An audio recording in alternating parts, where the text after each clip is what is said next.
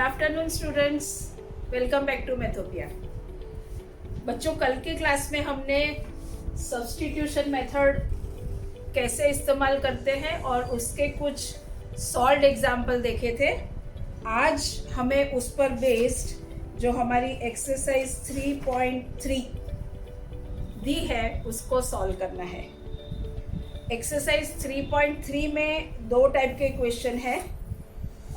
एक में आपको इक्वेशंस रेडी दे दिए गए हैं और इसलिए आपको डायरेक्ट उन्हें सॉल्व करना है, और बाकी जो क्वेश्चन 2 और 3 है, 3 पर्टिकुलरली, उसमें वर्बल प्रॉब्लम्स दिए हैं। तो पहले आपको इक्वेशंस फ्रेम करने पड़ेंगे और फिर उसको सब्स्टिट्यूशन मेथड से सॉल्व करना होगा। तो आइए शुरू करते हैं बारी बारी। ओके, देखिए एक्सरसाइज 3.3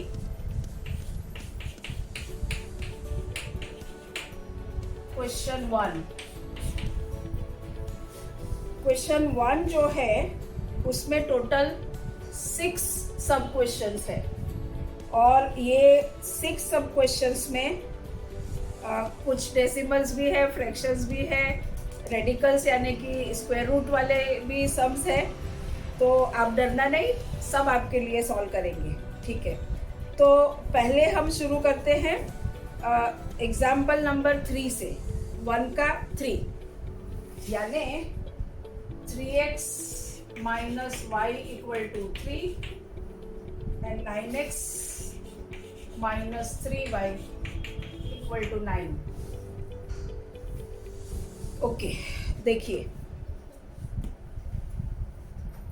जैसे हमने देखा था सब्स्टिट्यूशन मेथड में हम पहले इस इक्वेशन को नंबर्स दे देंगे और दोनों में से किसी एक को x या y फॉर्म में कन्वर्ट करके उसको इक्वेशन नंबर 3 कहेंगे।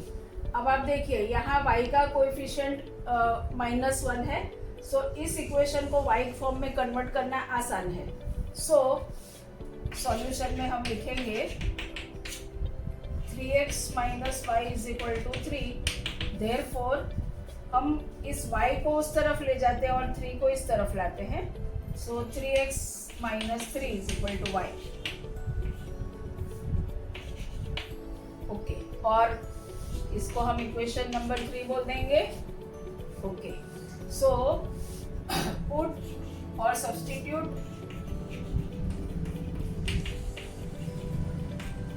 y equal to 3x minus 3 in, देखिए ये वैल्यू हम 1 से लाए, इसलिए 2 में सब्स्टिट्यूट करेंगे। So 9x minus 3 into y की वैल्यू क्या है 3x minus 3 equal to 9। Therefore 9x minus 3 3 ज़ा 9 और माइनस तो माइनस 9x, ये भी 3 3 ज़ा 9 लेकिन minus minus plus 9 that is equal to 9। और बच्चों आप देखिए अब हमें क्या सिचुएशन मिली, x की कोई भी वैल्यू होगी, 9x की वैल्यू सेम होगी और ये प्लस और ये माइनस, यानी ये क्या हो जाएगा कैंसल, यानी हमें मिलेगा 9 equal to 9 which is a true statement. So बच्चों हमारा कंक्लूजन क्या होगा आपको याद है, this pair of linear equation has infinitely many solutions।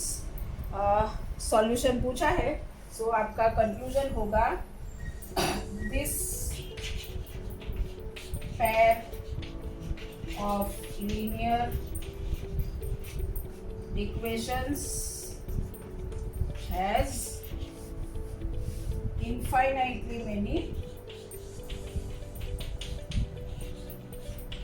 solutions। Okay fine. अब हम 4th देखते हैं। 4th में क्या है, डेसिमल्स।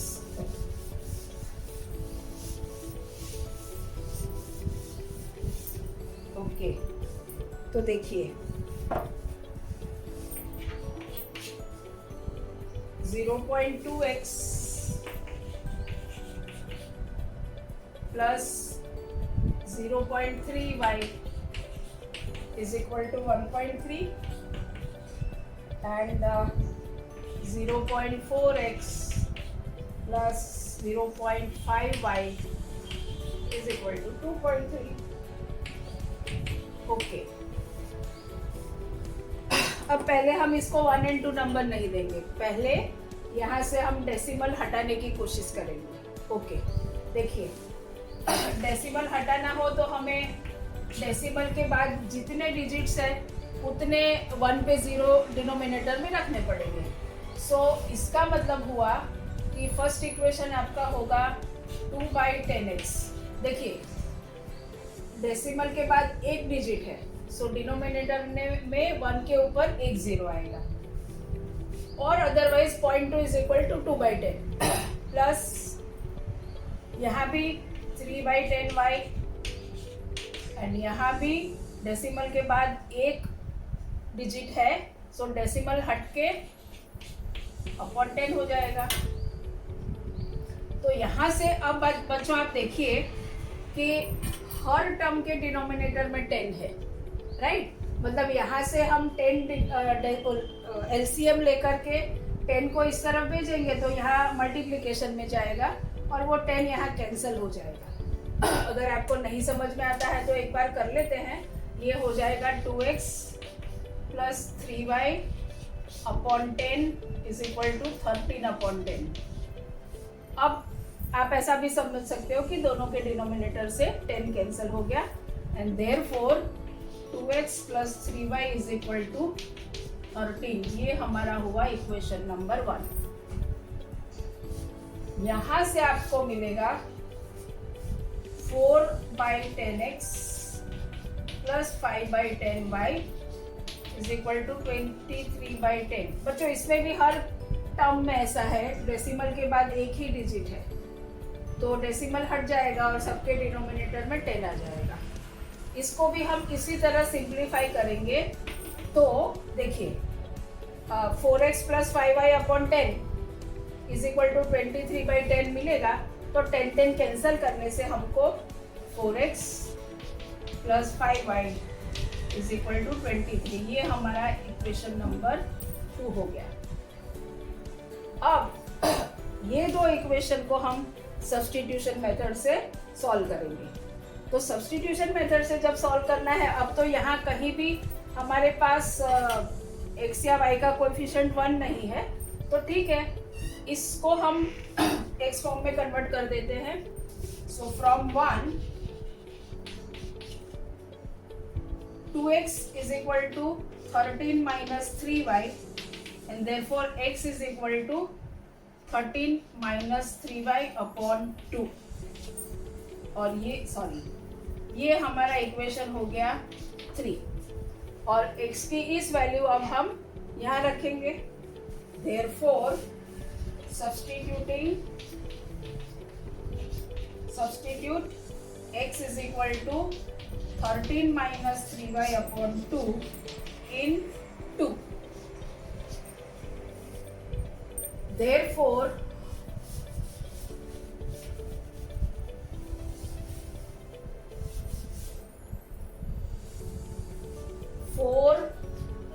x की वैल्यू 4x 2 में सब्स्टिट्यूट कर रहे हैं, सो 4x की वैल्यू है 13 minus 3y upon 2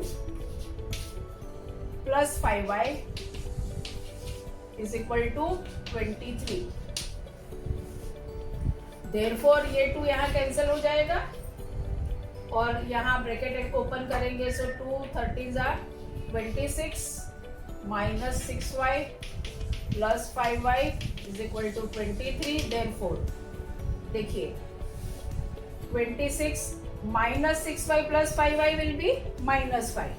So 26 minus y is equal to 23 and therefore 23 को इस तरफ लाते हैं, y को उस तरफ ले जाते हैं। So 26 minus 23 is equal to y and therefore y is equal to 3. y की वैल्यू हमें 3 मिल गई। अब आपको याद होगा कि ये जो वैल्यू हमें मिलती है उसे हम इक्वेशन नंबर 3 में डाल के corresponding value of x find करेंगे। सो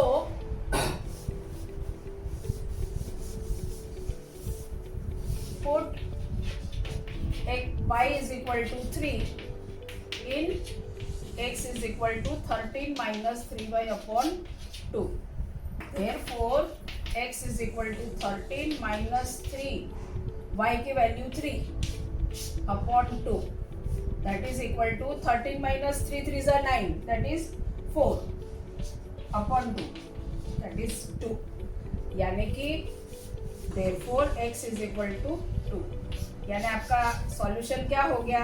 x is equal to 2 and y is equal to 3 is your required solution for given pair of linear equations, right? So this is how using substitution method you can solve it. Okay. अब हम लेते हैं fourth के बाद fifth. Fifth में हमारे पास square root वाली terms है. देखिए, √2x plus √3y equal to 0. √2x plus √3y is equal to 0, and √3x minus √8y is equal to 0. इसे हमें सॉल्व करना है. तो बच्चों स्क्वायर रूट साइन देख के डरना नहीं है, ठीक है? देखिए, this is my equation number 1 and this is equation number 2. अब मैं 2 जो है फ्रॉम 2, ये मैं √3x is equal to √8y ऐसा लिख सकती हूँ. बच्चों यहाँ आपको ध्यान ये रखना है कि ये स्क्वायर रूट की साइन जो है वो डिजिट के लिए ही है. ये आपके वेरिएबल्स जो है वो स्क्वायर रूट के बाहर है. Okay. therefore x is equal to, ये √3 इसके नीचे जाएगा, so x is equal to √8 upon √3y. all this is 3. Okay. अब ये 2 पर से हमने कैलकुलेट किया ये वैल्यू x का, सो 1 में सब्सटीट्यूट करेंगे. सो substitute x is equal to √8 upon √3y in 1. therefore क्या हो जाएगा? देखिए, √2 x की वैल्यू क्या रखनी है हमें? √8 upon √3. √8 upon √3y plus √3y is equal to 0. therefore देखिए, ये √2 और √8 मल्टीप्लाई होंगे तो स्क्वायर रूट में आपको मिलेगा √16. और इस ओके, एक स्टेप एक्स्ट्रा लिखते हैं, कोई बात नहीं, आपको क्लियर होना चाहिए. Plus √3y is equal to 0. therefore अब ये √3 को एलसीएम लेंगे. सो यहाँ तो √3 है, सो ये √6. √16 will be 4, right? so ये हो जाएगा 4y प्लस ये √3 into √3, so √3 into √3y. और ये जो डिनोमिनेटर में √3 आया उसको यहाँ 0 के साथ 0 into √3 लिख लेते हैं. Okay.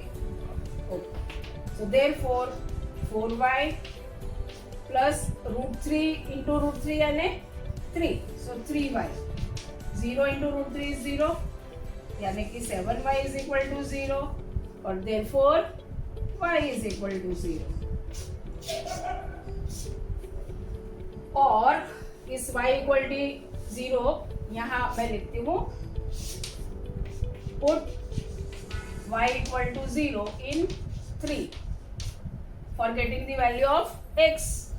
therefore x is equal to √8 upon √3 into 0. क्या होगा बच्चों? वो भी 0. एंड देयरफॉर सॉल्यूशन हमारा क्या हुआ? x is equal to 0, y is equal to भी 0. ओके. अब हम देखते हैं 6th.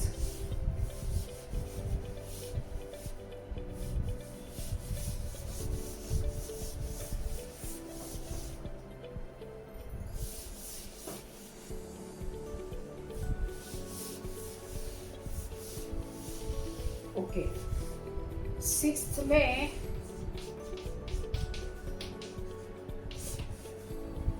फ्रैक्शंस है, देखिए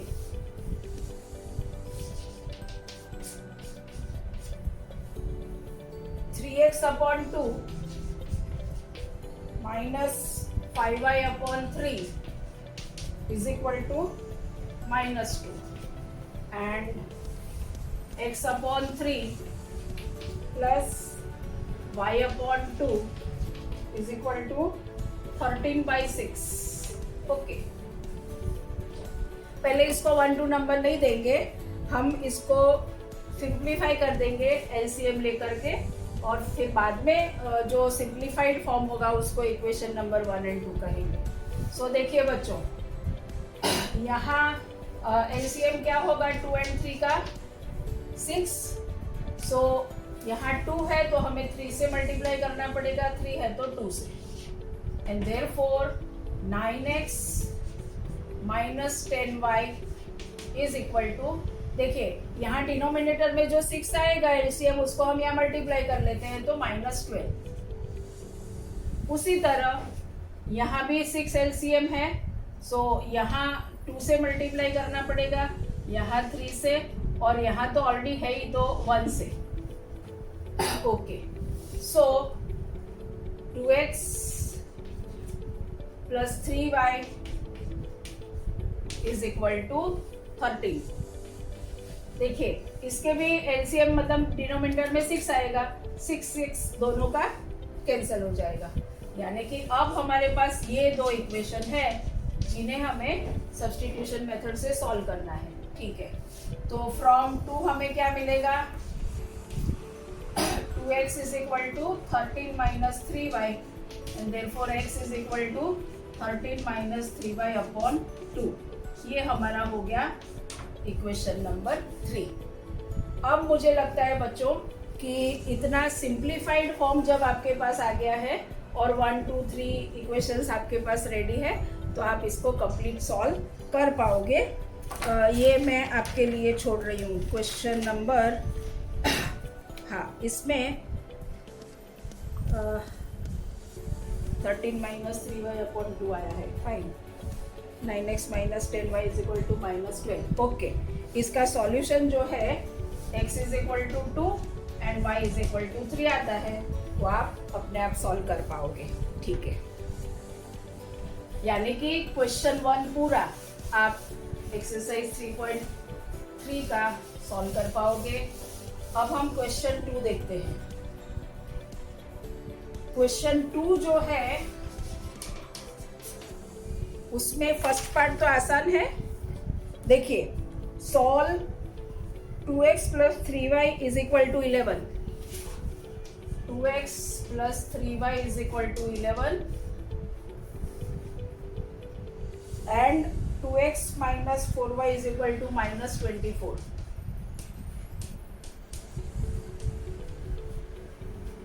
Hence find the value of m for which y is equal to mx plus 3। इस m को हमें फाइंड करना है। फाइन, तो पहले तो हम ये x एंड y फाइंड कर लेते हैं तो बाकी का काम आसान हो जाएगा। देखिए यहाँ 2x plus 3y is equal to 11, this is my equation number 1 and this is my equation number 2। Okay, so यहाँ से क्या मिलेगा, फ्रॉम 1 3y और y is equal to 11 minus 2x upon 3, और ये इसमें सब्सटीट्यूट करेंगे, substitute y is equal to this in 2, तो हमें क्या मिलेगा, therefore 2x minus 4 into 11 minus 2x upon 3 is equal to -24। Therefore 3 will be the LCM, यानी यहाँ 3 2 जा 6 minus 4 into 11 will be -44, -4 into -2 so plus 8x and 3 यहाँ भी जाएगा so -72। Therefore 6x plus 8x यानी 14x, 14x is equal to -72 plus 44। इसको आप subtract करेंगे तो क्या मिलेगा, x इज इक्वल टू, ये 14 डिनोमिनेटर में जाएगा, 72 माइनस 44 आपको करना पड़ेगा, सो 44 प्लस 650, सो 28, सो -28 और 14 टू ज़ा, सो -2, यानी कि x की वैल्यू क्या आ गई आपकी, -2। ओके, और 3 में हम रखेंगे, हमारा 3 इक्वेशन कौन सा है, ये नंबर देना भूल गए थे। So put x is equal to -2 in 3 and therefore y is equal to 11 -2 into -2 upon 3। देखिए 2 into -2 -4, so minus minus plus हो जाएगा, सो 11 प्लस 4 15/3 दैट इज 5, यानी कि x is equal to -2, y is equal to 5। ये हमें solution मिला। अब हमें कहा गया है कि y is equal to mx plus 3, y is equal to mx plus 3, what is y, 5, m x की वैल्यू -2 प्लस 3, देयरफॉर पहले तो 3 को इस तरफ लेंगे, so 5 minus 3, 2 is equal to -2m and therefore m is equal to 2 upon -2, so -1। इस तरह से आप क्वेश्चन 2 भी सॉल्व कर पाए। अब आपके पास क्वेश्चन 3 जो है उसमें वर्बल प्रॉब्लम्स है, और वर्बल प्रॉब्लम्स जो है उसमें मैं सब प्रॉब्लम्स में आपको इक्वेशन फ्रेम करना, सब ज़्यादातर मतलब इक्वेशन कैसे फ्रेम करना है वो बता देती हूँ, और बाद में वो इस इक्वेशंस को आप अपने आप सॉल्व कर लोगे। देखिए फर्स्ट क्वेश्चन जो है वो काफ़ी इजी है, क्वेश्चन 3 का फर्स्ट। देखिए the difference between 2 numbers is 26 and one number is 3 times the other, find them। देखिए जब डिफरेंस की बात की है इसका मतलब ही ये है कि एक नंबर छोटा है एक नंबर बड़ा है। सो लेट, ऐसे ही हम एज्यूम करेंगे, लेट स्मॉलर और bigger number be x and smaller number be y। अब डिफरेंस यानी बड़े में से छोटा माइनस करेंगे, सो x माइनस y, क्या है डिफरेंस इनका, 26, okay, and one number is 3 times the other, obviously बड़ा नंबर ही 3 times स्मॉलर होगा, so this x is equal to 3 times the other, so x is equal to 3y। बच्चों ये तो बहुत आसान है, ये इसको आपको कुछ करना ही नहीं है, सीधा यही इसमें आप सब्स्टिट्यूट करके वैल्यू निकाल लोगे, काफी आसान है। सेकेंड क्वेश्चन देख लेते हैं।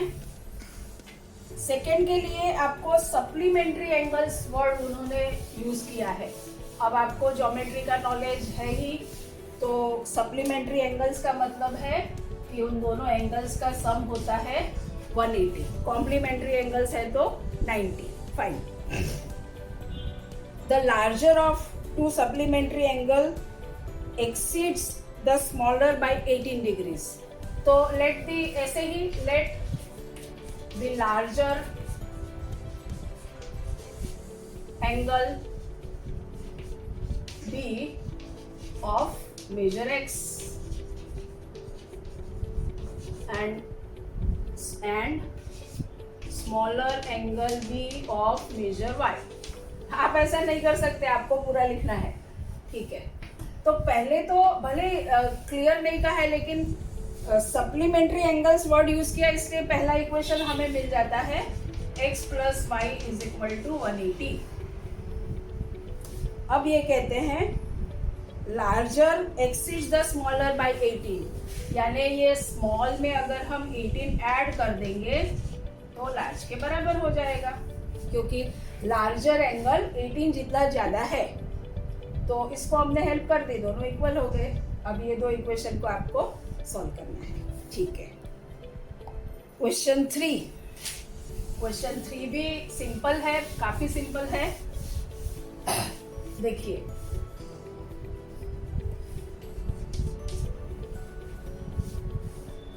the coach of a cricket team buys 7 bats and 6 balls for rupees 3800.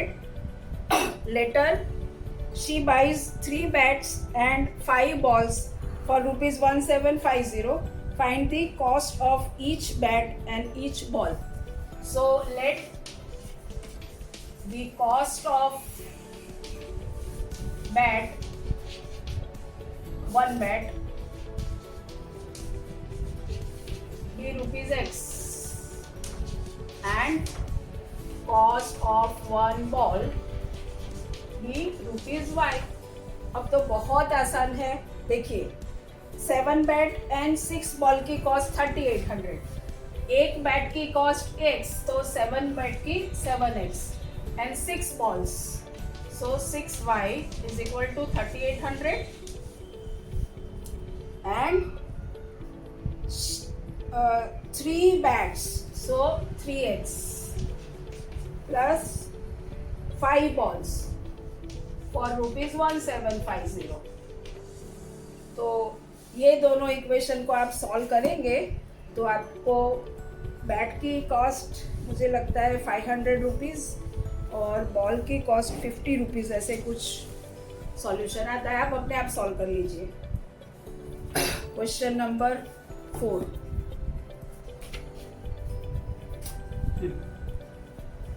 Question number 4 जो है वो टैक्सी चार्ज के बारे में है।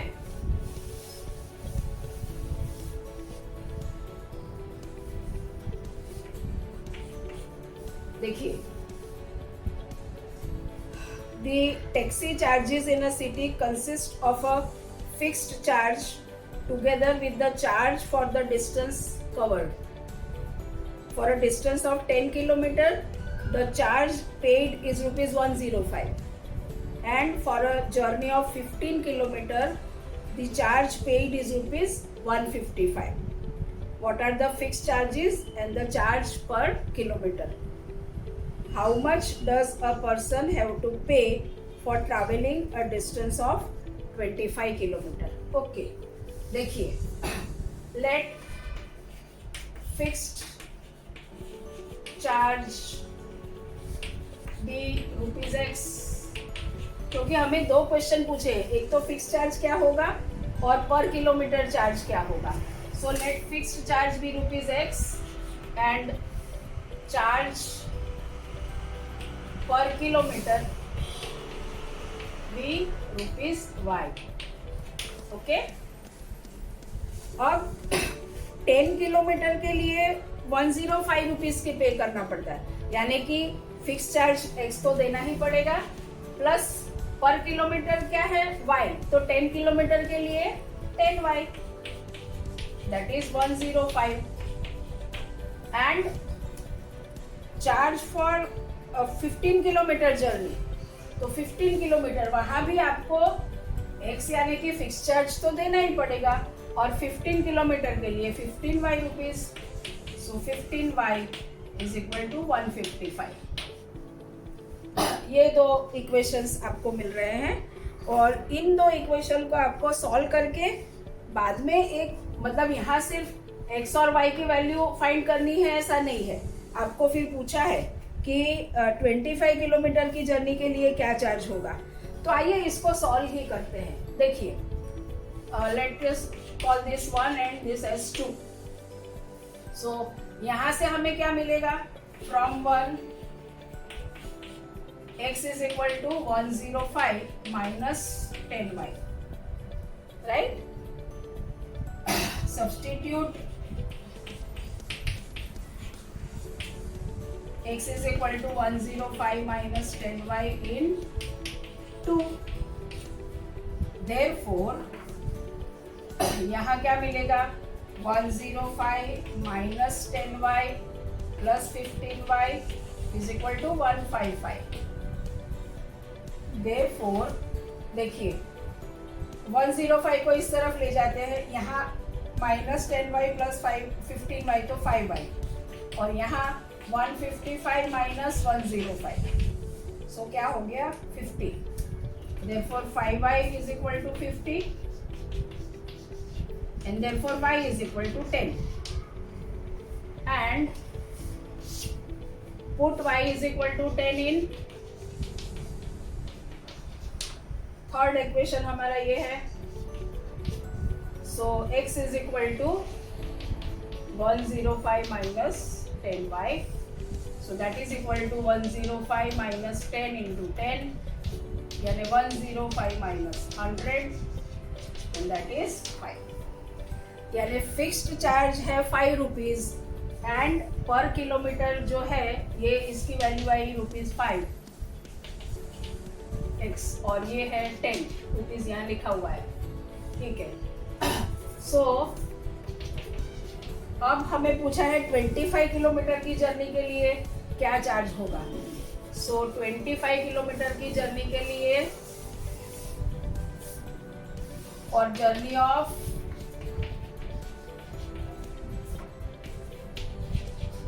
25 kilometers, expense will be, charge will be x plus 25y, obviously fixed charge plus number of kilometers into charge per kilometer, so that will be equal to 5 plus 25 into 10 and that is ₹255, यानी कि 255 खर्च होगा for journey of 25 kilometres. अब last 2 question और है हमारे पास, इसको complete करने के लिए उसको कर ही लेते हैं.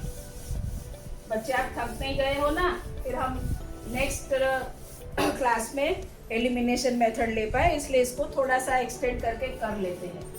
क्वेश्चन आपका चल रहा है 3 और उसका आया अभी 5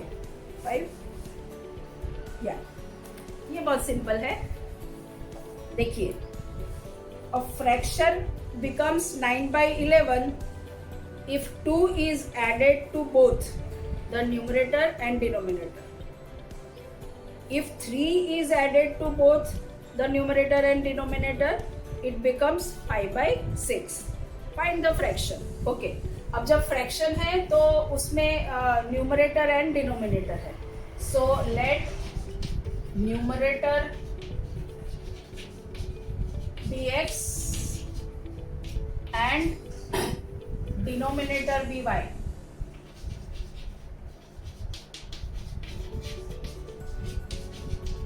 एंड देयरफॉर फ्रैक्शन क्या हो गया, इज x अपॉन y. मतलब ये हमारा ओरिजिनल फ्रैक्शन है जो हमें फाइंड करना है.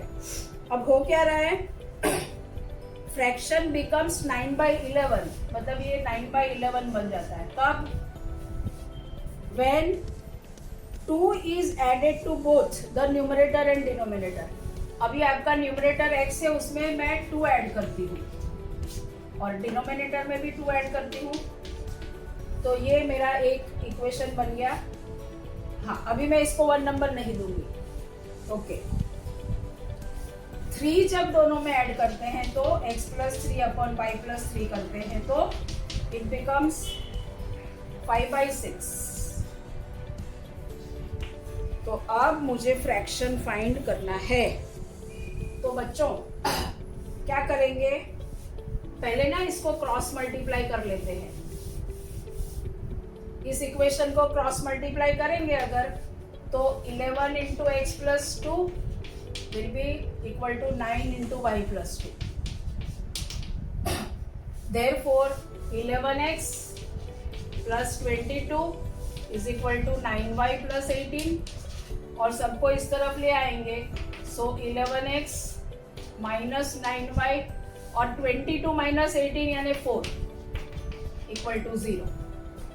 राइट, इसको हम 1 बोल देंगे. सेकेंड में क्रॉस मल्टीप्लाई करते हैं तो 6 into x plus 3 is equal to 5 into y plus 3.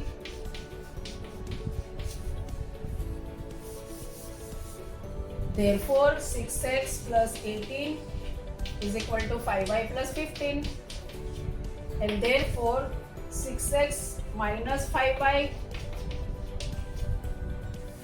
15 इस तरफ लेंगे तो 18 minus 15 so plus 3 equal to 0. ये हो गया हमारा सेकेंड इक्वेशन, राइट. और अब हमें इसको सब्स्टिट्यूशन मेथड से सॉल्व करना है. तो सॉल्व करने से हमको x और y की वैल्यू, ठीक है, ओके ओके यस, क्योंकि मैं आपको डायरेक्ट वैल्यू दे देती हूँ. हाँ, या एक इक्वेशन हमारा है 11x माइनस 9y प्लस 4 इक्वल to 0 and 6x minus 5y plus. Yes, अब इसको बच्चों आप सब्स्टिट्यूशन मेथड से सॉल्व करोगे तो x की वैल्यू आपको मिल रही है 7 and y is equal to 9, right. So आपका आंसर फ्रैक्शन क्या हो गया, x by y and that is equal to 7 by 9. और जैसे मैंने आगे 2 बार कहा है, आप इस तरह से आपके आंसर को चेक कर सकते हो. देखिए, इसमें अगर मैं 2 ऐड करूंगी तो न्यूमरेटर हो जाएगा 9 बाई 11. उन्होंने क्या कहा था, 9 बाई 11 हो जाता है, ऐसा कहा था ना. यस. और अगर हम 3 ऐड करते हैं तो 7 प्लस 3 विल बी 10 और ये हो जाएगा 12 और इसका रिड्यूस फॉर्म हो जाएगा 5 बाई 6, 2 कैंसिल करके. So our answer is correct. अब लास्ट क्वेश्चन और उसका इक्वेशन मैं आपको बना के आपके हवाले कर देती हूँ, आप उसको सॉल्व कीजिए. 6, देखिए, 5 years hence the age of Jacob will be 3 times that of his son. यानी let the age of Jacob be x years and the age of his son be y years. Okay, यानी ये है Jacob, ये है सन. हाँ, present as word use करेंगे. हाँ, let the present age. Okay, so present age is x and y. 5 years hence, पहले से पढ़ते हैं. 5 years hence the Jacob will be 3 times. 5 years hence, दोनों की एक एज सबसे पहले 5 years बढ़ जाएगी, right. Jacob's age will be 3 times the age of his son. यानी अगर मैं इसको 3 से मल्टीप्लाई करूं तो दोनों इक्वल. एंड 5 years अगो, तो पहले तो 5 माइनस कर लेते हैं. 5 years ago, so x minus 5, y minus 5. Jacob's age was 7 times, so this is equal to 7 into this. बस अब ये दोनों इक्वेशन है आपके पास, आपको ये सॉल्व करने हैं. अगर ये किसी भी इक्वेशन, तो वैसे मैंने बना दिया है तो सॉल्यूशन में मुश्किल नहीं आएगी, लेकिन फिर भी अगर कहीं भी आपको सिंप्लीफिकेशन में या आंसर में डाउट है तो आप लाइव क्लास जब हो रही हो तब कमेंट में लिखना, तो मैं नेक्स्ट क्लास में वो आपके लिए पूरा सॉल्व कर दूंगी. तो इसके साथ अब हमारी एक्सरसाइज 3.3 कंप्लीट होती है. अब हम मिलेंगे नेक्स्ट क्लास में एलिमिनेशन मेथड के साथ. तब तक आप ये वीडियो जो है वो ज़्यादा से ज़्यादा फ्रेंड्स के साथ शेयर कीजिए, फेसबुक पेज को फॉलो कीजिए और चैनल मेरी अभी तक सब्सक्राइब नहीं की है तो सब्सक्राइब कीजिए. Thank you very much.